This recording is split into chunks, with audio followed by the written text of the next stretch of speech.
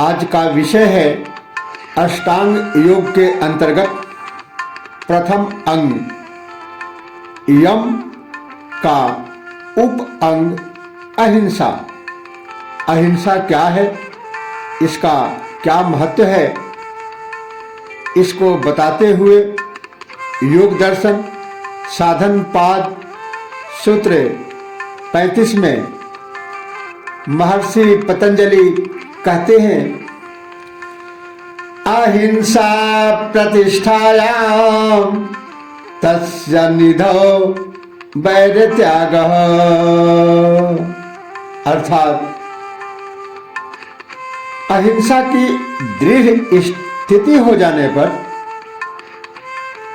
उस व्यक्ति के समीप सब प्राणी वैर का त्याग कर देते हैं। सूत्र 35 से 45 तक इन यम नियमों की सिद्धि का फल बताया गया है कि इनके प्रत्येक अंग के सिद्ध होने पर साधक में विशेष योग्यताएं एवं क्षमताएं आ जाती हैं।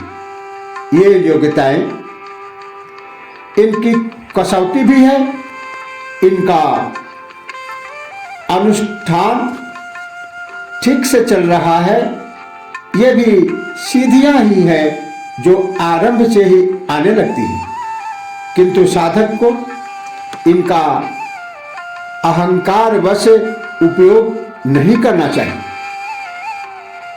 शुभ कर्मों में अपने उद्देश्य में इन सिद्धियों का उपयोग करें, वरना अहंकारवश प्रमादवश किसी को नुकसान पहुंचाने में यदि इन सिद्धियों का उपयोग किया गया तो ये सिद्धियां समाप्त हो जाएंगी एवं आगे साधना की प्रगति रुक जाएगी। इस सूत्र में बताया गया है कि जिस योगी का अहिंसा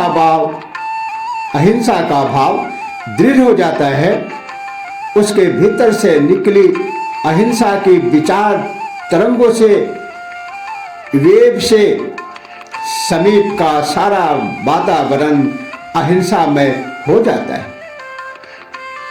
इसके समीप रहने वाले मनुष्य तो क्या, पशु पक्षी भी इस विचार तरंगों से प्रभावित होकर अपना पारस्परिक हिंसा भाव छोड़ देते हैं।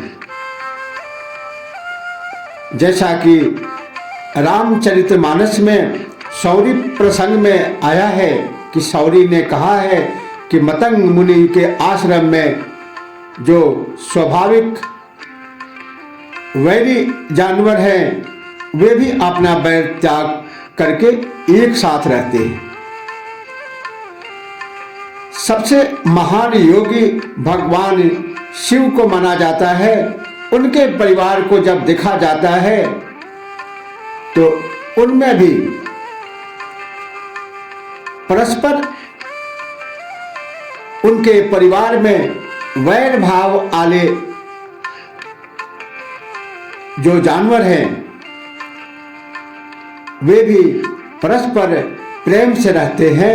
वह इन्हीं सिद्धियों का प्रतिफल है। योगियों का यही चमत्कारिक प्रभाव आश्रमों में देखा जाता है, जिससे वहां पर व्यक्ति को शांति प्राप्त होती है। वैर, ईर्ष्या, द्वेष आदि की उनकी भावना ही समाप्त हो जाती है। कहते हैं इसी कारण से ऋषियों के आश्रमों में सिंह और गाय, मोर और सर्प एक साथ अपना स्वाभाविक वैर त्याग कर रहते थे। यही अहिंसा भाव की प्रतिष्ठा का द्योतक है। विचारों से आसपास की वातावरण भी प्रभावित होती है। इसके वैज्ञानिकों ने भी प्रयोग किए हैं। इसी महान विज्ञान को आचार्य पतंजलि ने समझा, विचार किया और अपने आध्यात्मिक अनुसंधान में इसे महत्वपूर्ण जानकर अपने परम ग्रंथ योग दर्शन साधन पाद सूत्र 35 में अहिंसा परमो धर्मः की प्रतिष्ठा के लिए लिख डाला, अहिंसा प्रतिष्ठाया तस्य निधौ वैर त्यागः। आज इतना ही। इसी के साथ ओम नमः शिवाय। जय श्री कृष्ण।